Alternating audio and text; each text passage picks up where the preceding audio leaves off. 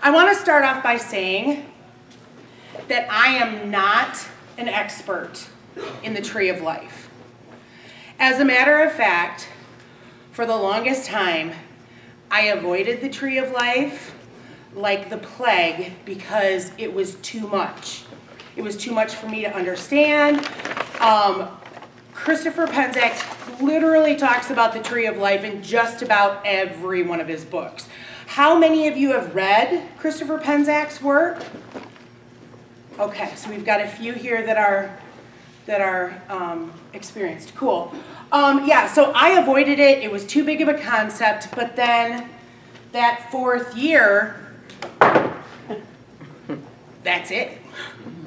That is what you deal with during this year of study. And so I was forced to look at it, and in the end, I have a better understanding, but I still don't consider myself, I'm not a Jewish mystic. It doesn't necessarily speak in a great way to my practice, but it's important to at least have a working knowledge. Can you agree with me on that kind of? Yeah. I mean, I'm a learner. I'm never going to stop learning, and so I'm really glad that that's part of the coursework. So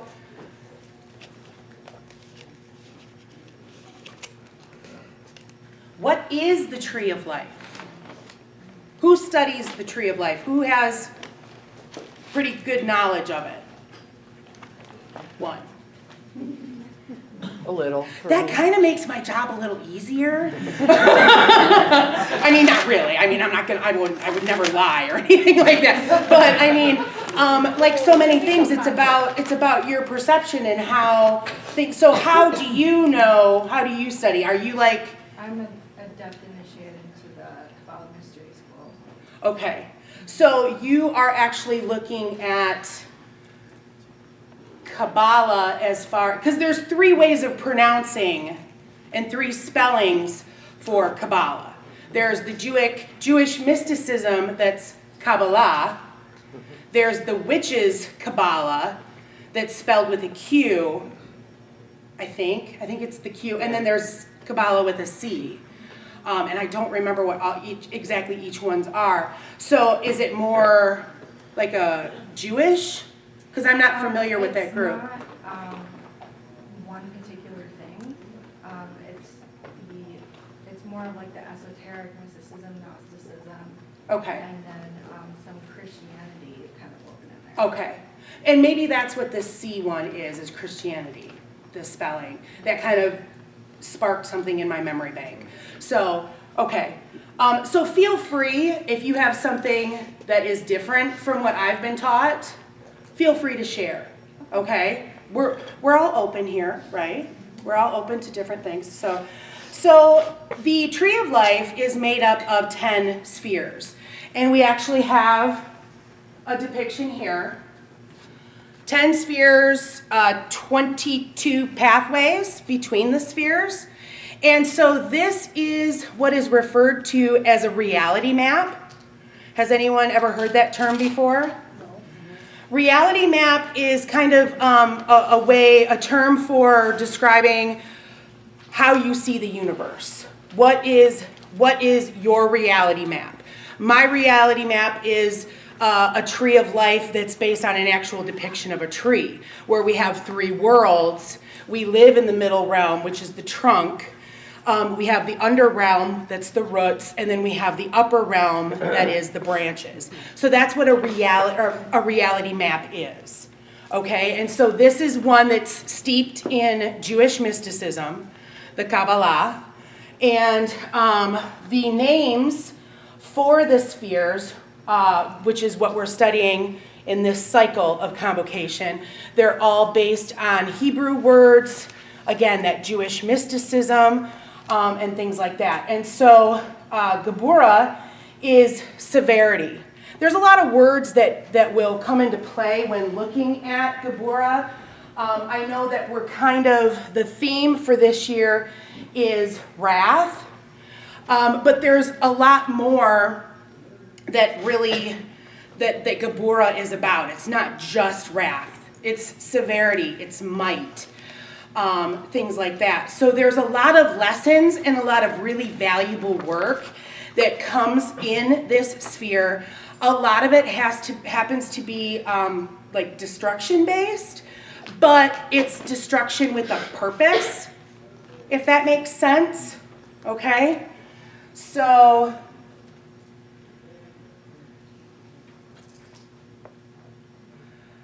that's what the Tree of Life is. And so this class is about working with the spirit guides that are associated with Geburah. Now, before getting into exactly what those guides are, I want to touch on what a spirit guide is. How many of you work with some kind of a spirit guide? Okay.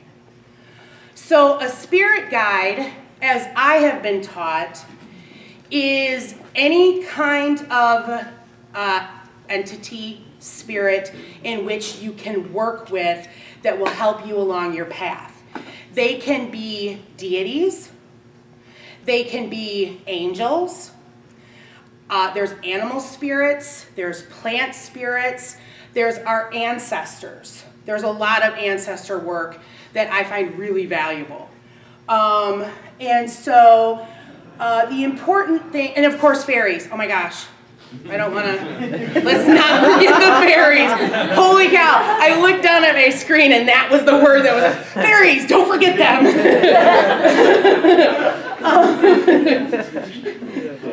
Whew, that was a near miss, right? So there are any number of ways that we can form relationships with these guides. A big tool that I use is meditation. Okay, and I think that's because I know my students so well, and a couple of them are here. How many people meditate? How many people how many people do not meditate? I'm not calling you out, I'm just, no.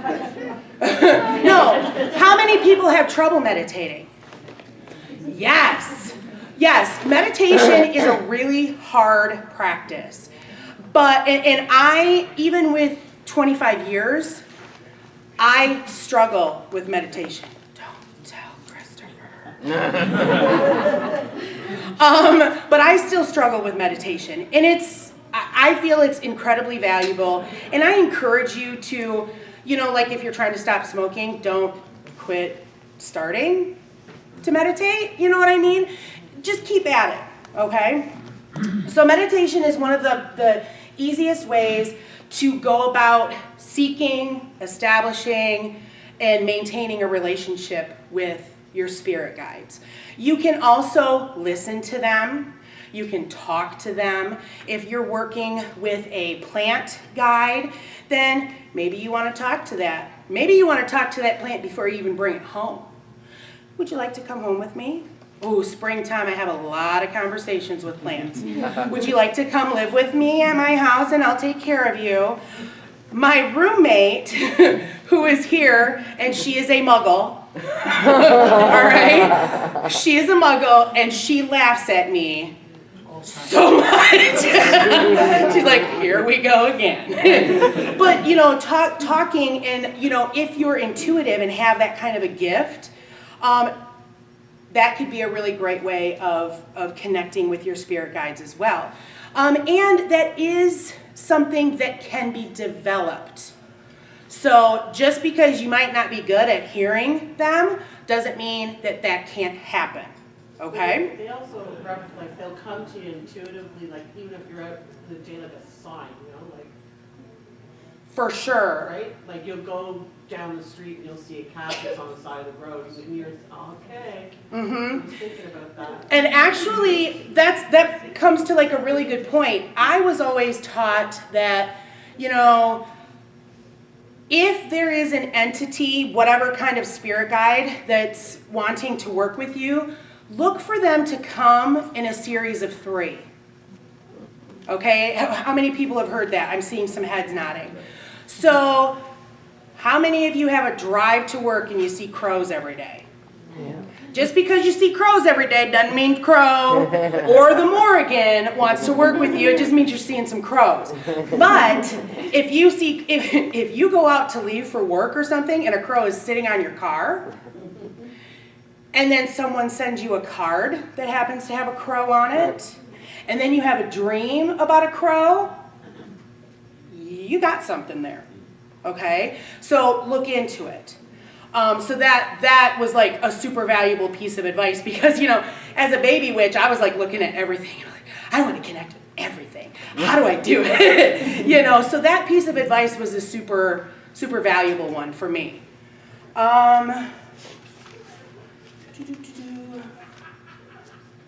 So when we are looking at Geburah, let me take a drink here. There are a variety of guides that work in each of the spheres, okay? I want to talk about color first. So within the Tree of Life work, there is a color that's associated with each of the spheres. And so the colors there's different schools of thought. And I was looking for some information trying to explain why are there four, and I haven't really found anything that totally satisfied my curiosity. And maybe our friend here can help in that. We'll see. But there is a king scale of colors that are associated with the spheres. There's a queen scale, then there's a prince scale, and there's a princess scale. And so there are some commonalities that kind of go with each. During our year and a day of work with this particular, we used the queen scale. And so the queen scale, the colors are meant to be receptive and used for drawing things to us. And so that was, the queen, okay, that makes sense to me. Maybe that's why Christopher went with that, because that made sense. Colors are formed from what's called second choice colors from each astrological force. So for instance, a sky blue was used for an airspace because of the relationship between the air and sky. So that's how that scale, that's what we're going to deal with. So the color for Geburah is red. And that is why we have a red tablecloth for the altar cloth. So during your course of study, part of your work with temple teaching was that you established a new altar for each lesson. And so this is an example of what a Geburah altar could look like, okay? With some of the guides that we're going to be talking about, and the tree, I probably wouldn't put the actual tree on there, but that's for us to look at, okay? So I want to start with Mars. Mars is the planet that is associated with this sphere, and I really feel that this is kind of like the focal point, Mars. Mars is the focal point of everything that we'll come to understand and work with while working in Geburah, okay? Yes, when we look at Mars, what are some, for those of you who do planetary work, what are some things that are associated with Mars? Rather than me just kind of talking, let's be interactive. Action. Anger, aggression. Masculine energy. Definitely, yes, masculine. Hot-headedness.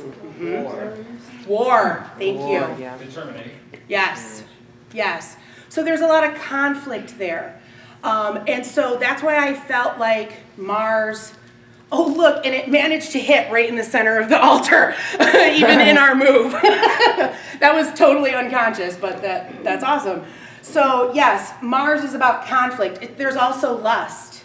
Lust. That's in there as well.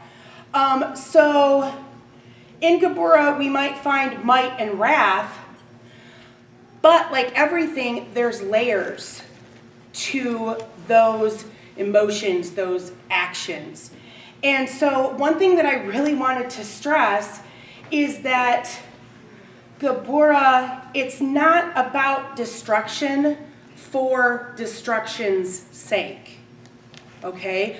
The work that you can do in Geburah, it's sometimes there's a need to remove that which no longer serves, okay?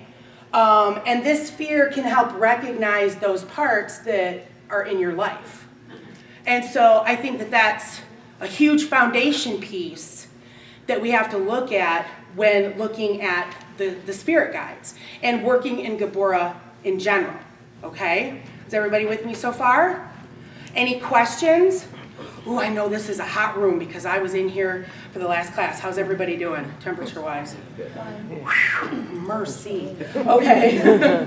So I can hear myself going hoarse already. So there is an image that is associated with each of the spheres. Last year I kind of sent these around. Are we cool with that if we send these images around? Okay. So I'm going to start over here. You'll be my firstie. And then just kind of make things around just so you can kind of see like more detail or whatever. So I'm sending around the Mars picture. And there's lots of ways that you can depict Mars. A lot of these things I just chose to do visual images, you know, in a dollar store frame if you need that kind of a thing. So the image that is associated with this sphere is that of a warrior in a chariot. Okay?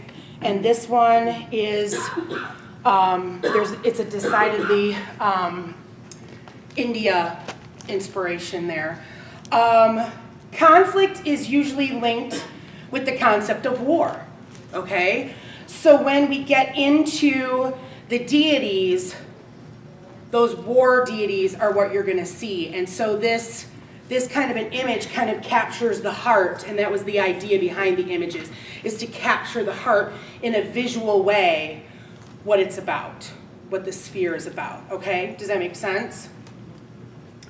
So the archetype, the God forms that we can work with in Geburah are those war deities, those warrior deities, and also the forge deities, okay?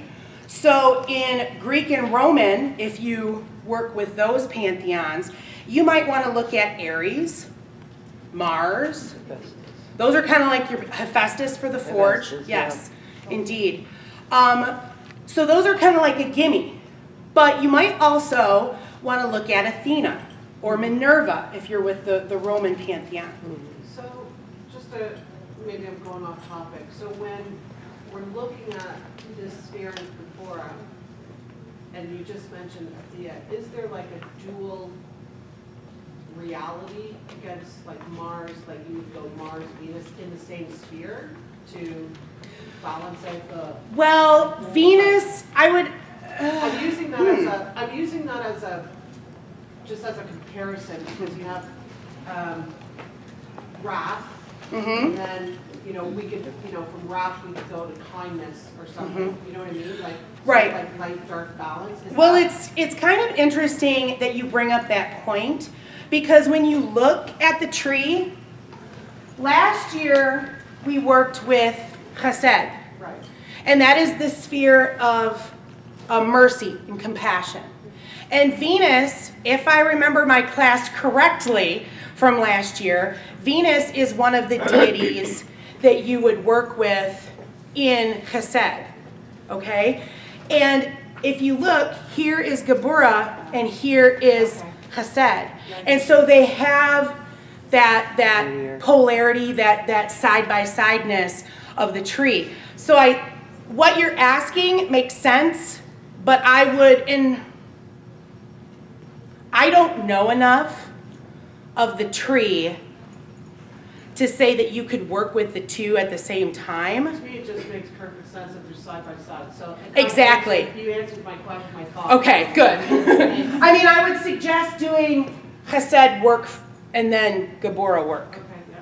Or however, you choose. That's one other thing I wanted to, one thing that I kind of have a hard time grasping the concept of, Con decided to start at the top with Kether, and we're working our way down the tree to Malkuth. And Malkuth is the sphere of the real world. And so during my study, we started in Malkuth and went up. So it's a little weird for me to kind of, because when we get into the meditation work, we're going to start in Malkuth. Did they give you an explanation? I thought about. I never asked anybody. I mean, I'm not. I like the way you're teaching it, because coming from, a Wiccan background, again, dabbled in it, it came up in mysticism classes and meditations and so forth, and all great lectures, but if you're not fully immersed in learning it, it's really in-depth. Right. And I think that's So I part like of the way the you're beauty. teaching. I like the way Part you're of the teaching. beauty of the way Christopher teaches is that you have that year to immerse into all of it. If anybody's interested, I won't go into it like right now because that's not what we're here for, but if anyone's interested in mystery school with Temple, I would be happy to talk about it, okay? So Athena, let's get back to Athena and Minerva, sorry. Sidetrack. Athena is actually a really interesting deity to work with in this sphere, because part of the work that you could do has to deal with that, getting rid of what you don't need. And she is known as a strategist, a deity of strategy. And so that, being able to strategize a war plan, that is incredibly important if you want to win. And so Athena might be a really good deity for you to look for in doing this kind of work, okay? And of course, there's her wisdom aspect. I can't talk about Athena and not talk about her wisdom, okay? If you're interested in the Egyptian pantheon, then you might want to look at Horus. If you're really brave, you might want to look at Ma'at, but I don't work with the Egyptian pantheon, so I would exercise caution with that. But a really good one would be Sekhmet, okay? The lion-headed goddess. She is associated with purging that which is no longer needed. And she's perfect for work in this sphere. When there was plague in Egypt, it was her likenesses that were brought out to help get rid of the plagues. So she would be a really good deity to seek out. If you're into Middle Eastern, you might want to look, oh gosh, I hope I don't butcher these names, Ninurta or Nergal. They're both war gods, okay? But Nergal is connected with death and disease. And Ninurta started off as a deity of agriculture and healing before becoming associated as a war god. So, in Celtic work, if you're into the Celtic pantheon, you might want to look at Bran or the Morrigan. I think she's like, don't forget me. and Makkah. And actually, Morrigan is a triple goddess, and so any of her aspects would be an interesting one to work with. And I think she kind of falls in line with Athena and with Sekhmet. I think that she would be a really interesting deity for this work based on her, battlefield experience. And I think I don't work with her, but she's like, don't forget me. Isn't she, who works with her? Anyone? Disease, is she associated with disease? Okay. In Norse, you might want to look at Tyr or Thor. Where's my Norse people? I'm seeing like some savage bouncing over here. Yeah. I think that Tyr would probably be a really good one. You want to talk about sacrifice. Gave up his hand into the Fenris wolf, to get him contained. I think he's also a justice deity, so his interaction in this sphere I think would be really interesting too. In Hindu, you might want to look at Kali or Durga. Kali is she's truly a goddess of nature, and she's both creative and destructive. So I think if you were looking at purging things, then she might be a really interesting deity again to work with. Coming back to forge deities, we talked about Hephaestus already, and of course Vulcan would be the Roman equivalent.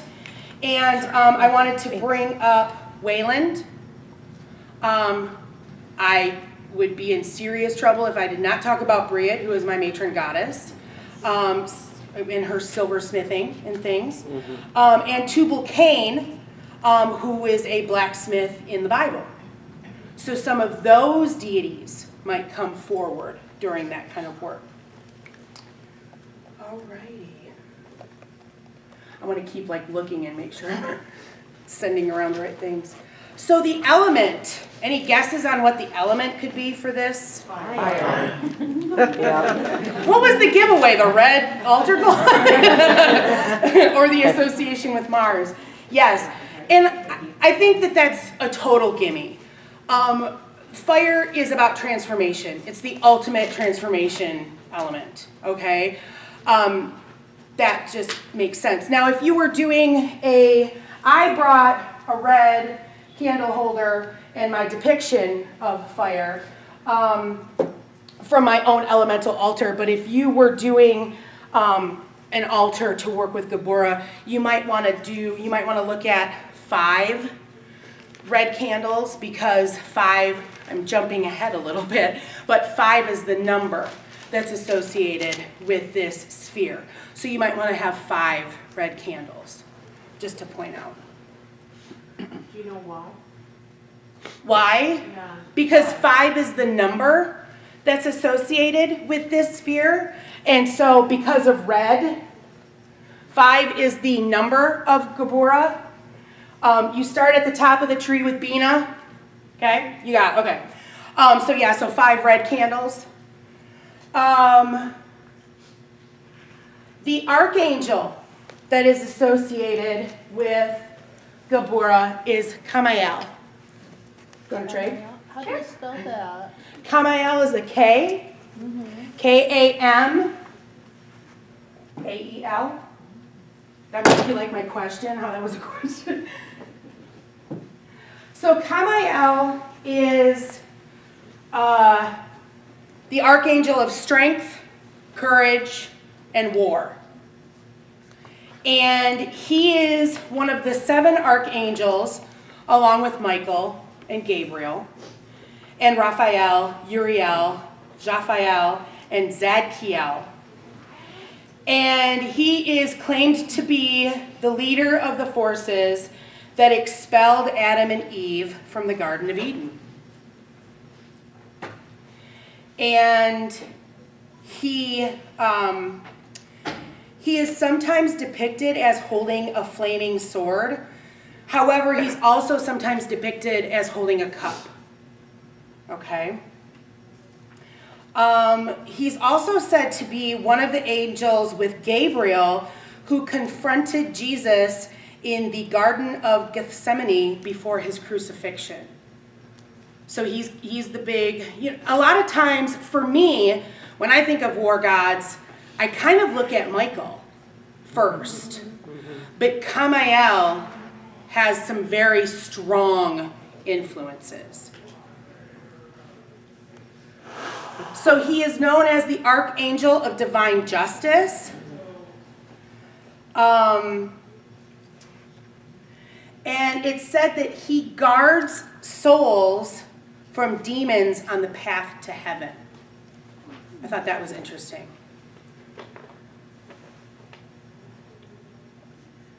Even more interesting, I thought, is that there's another angel that is associated with Geburah, and that is Samael, who is, of course, Lucifer, the devil, that kind of thing.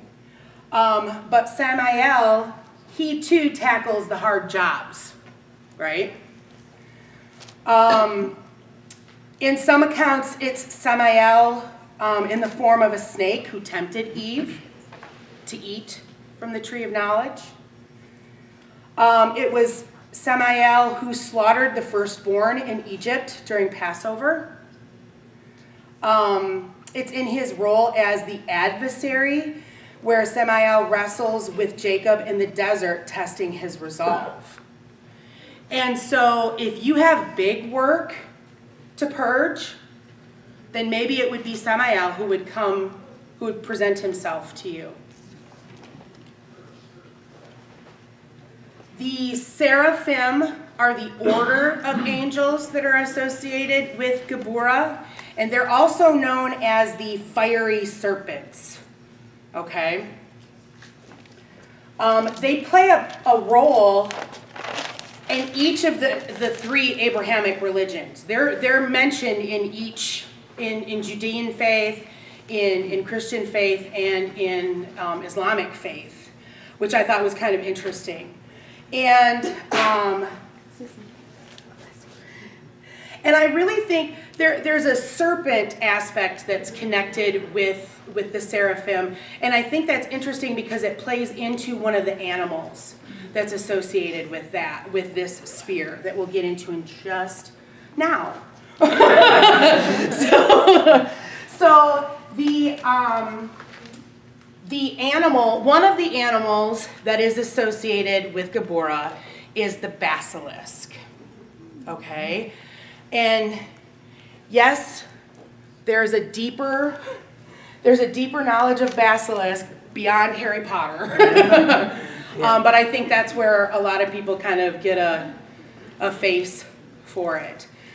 There's not a lot known about basilisks because it's like a Medusa effect. If you came into contact with one, you were turned to stone, or something bad happened to you. So there's not a lot of firsthand accounts.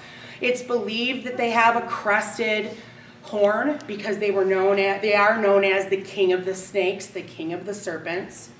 I kind of liked this depiction that I found because it was, and it's going around. It's very fierce looking and purging. I think purging is my word that's associated because I like to purge. I like to go through my closets and I like to get rid of what I don't need. So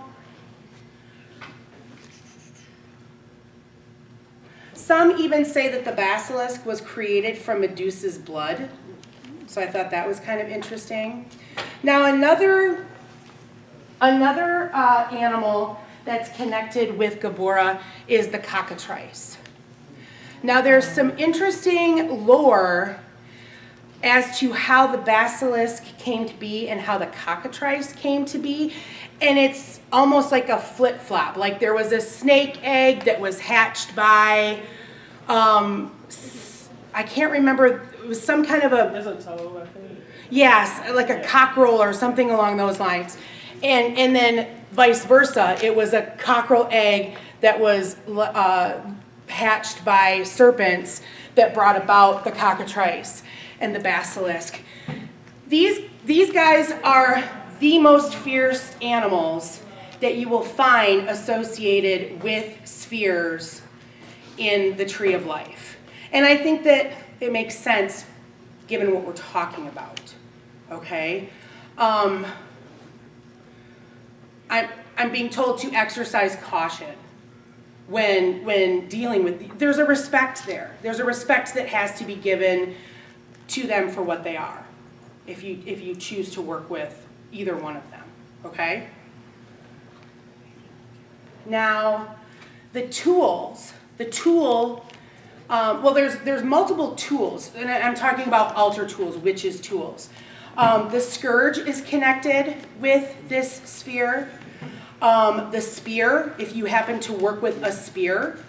The chain, the sword, they're all associated with this sphere. And they're all weapons of some kind. A scourge is a self-inflicted. Of course, a spear or a sword. I'm not going to pass the sword around because it's actually pretty sharp. But that makes sense. It's a war, it's a wrathful time. This is a weapon of war. So that makes sense. How's everybody doing? Any questions? I feel like I'm going super fast. Is everybody keeping up?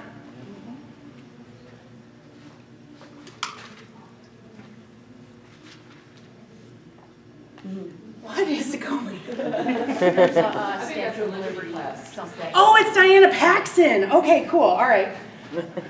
Then I'm not going to roll my eyes. Mostly because I'm super excited she's here this year. Plants, incense that are, well, this is more incense based. Incense that you can use, burn during a time of working with Geburah is dragon's blood. I think we're all pretty associated with what dragon's blood smells like. Do you want me to pass these around? Okay, we don't need to. Okay. So I brought incense. So this is something that you can burn on the altar as you work with Geburah. If you don't like incense, to plug one of my favorite vendors, Jackie Smith has a Good Fortune spray that is dragon blood scented. I really like sprays because I have a little healthy, concern with fire. And so a spray can work just as well for me as leaving an incense burn. So that would be a perfect incense. You could also choose to burn tobacco with this sphere. Okay? Like Marlboro or like no eyes actual leaves? Untreated, thank you, because untreated tobacco is actually, were you in my notes or what? Yeah, untreated tobacco is best, but not absolutely needed. So the intero, we talked about fives already. 5 is the number for this sphere. So one thing that you might want to include in your altar would be your 5s of your tarot suits, okay? I chose, during my year of study and for these classes, I chose to stick with Rider-Waite images because I think that they have it's a classic imagery. So I will pass those around in case folks aren't familiar with what they look like. And I think it's interesting too, at least in my resources, the 5s are kind of like those conflict cards. So grief is in cups, is in the 5 of cups.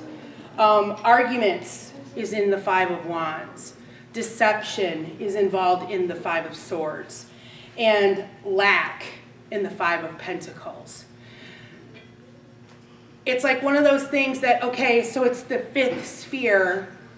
This all kind of, some divine energy made this all work out very well. So,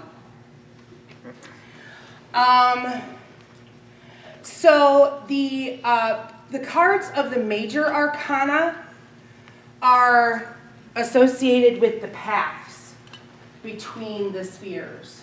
So that I had mentioned earlier about the 22 pathways, okay?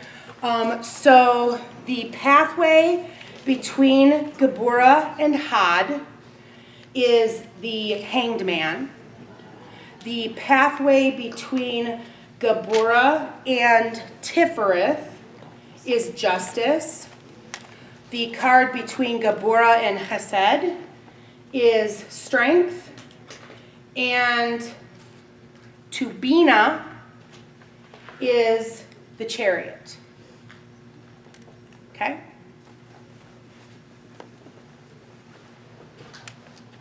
How are we doing for time?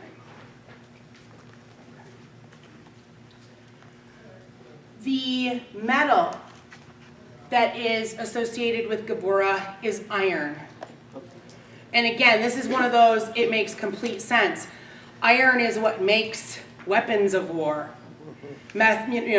Destruction, hammers and things like that. So on my altar, I have a railroad tie, and I have some antique tools that I happen to have for my steampunk outfits. So a little, I used to know what this is called, but you melt metal in there to like make bullets and things like that. And this is a little hammer of some kind. So those are all made from iron.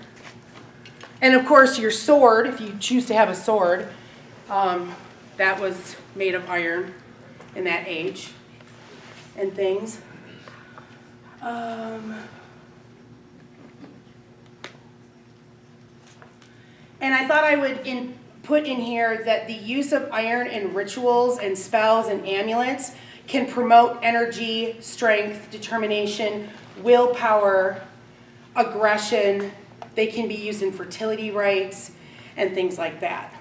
So it's not just Geburah work that you can work with iron, things like that.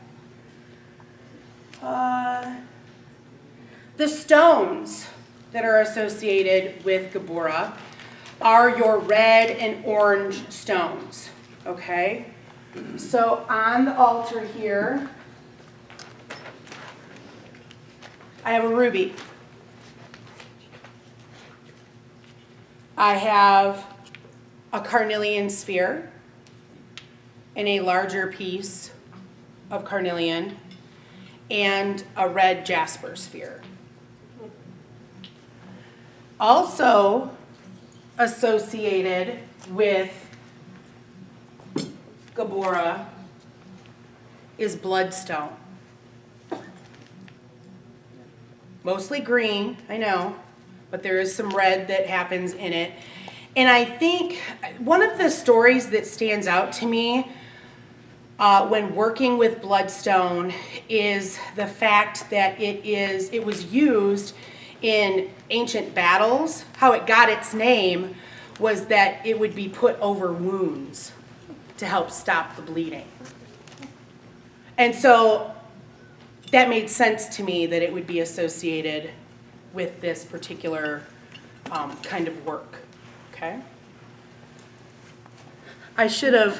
I don't mean to like just offload these on you so quickly. There you go. They're all cleansed and they're all happy to be fondled. So ruby would be the main stone to work with because the ruby is associated with the planet Mars. Oh, calm down. You dropped your hotel key. Oh my, that would be bad, wouldn't it? So ruby is associated with the planet Mars. I like to use ruby for courage, also for its connection to divine power. We talked about bloodstones and the little story that I get connected with it. It's a healer from ancient times. It's also good for warding off accidents and disease. So maybe that's why, another reason why it works well with this sphere. And then carnelian for me is a motivation stone. And so if we need to do work in our lives where we're purging, where we're getting rid of what we don't need, sometimes we need the motivation to do that, right? So that makes sense to me. Now, the last guide, I didn't actually bring one because February, I don't like to bring live plants out because you never know what the weather's going to be like. But it's the cactus. And I'm like, oh, that's so awesome. You know, the prickliness, it's the protective, it's that, don't mess with me or I'll mess with you kind of a vibe. So I like that about the cactus. So you could put a cactus on your altar. Work with that energy. All right. So, those are your guides. Any questions?